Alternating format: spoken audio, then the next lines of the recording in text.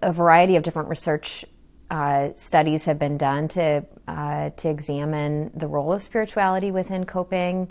It's one of the primary ways that individuals cope with a serious illness, and it also is critical to preserving individuals' quality of life in the setting of a serious illness. So, for example, I'm thinking of one study where examining patients with advanced cancers, where patients who were relying upon their spirituality to cope with illness were preserve their quality of life better in the setting of high symptom burden. So, those that had lower spirituality, lower measures of religious coping, spiritual coping, when they had high symptom burden, it created greater decrements in the individual's quality of life. So it's really suggesting that coping is really a way by which people are absorbing the stresses of illness, and just translating that research to actual, like, for example, my own experience in caring for patients.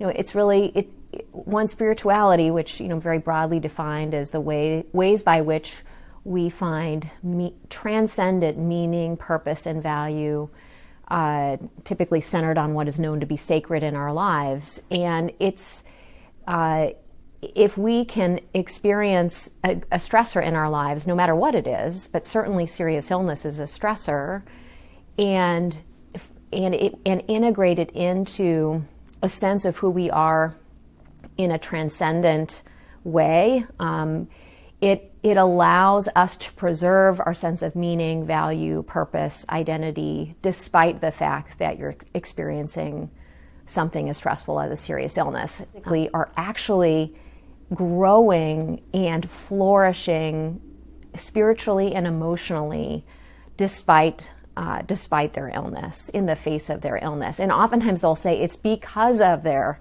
illness, and they'll actually express a degree of gratitude for what their illness has brought them, even despite that suffering.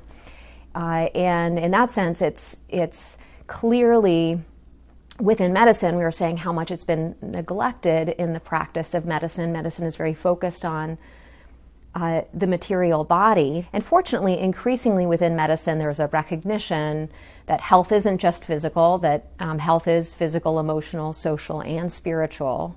But of all of those, I think the spiritual dimension of illness is the one that medicine has the longest way to go as far as beginning to understand how to integrate and incorporate together with addressing the other aspects of an individual's health.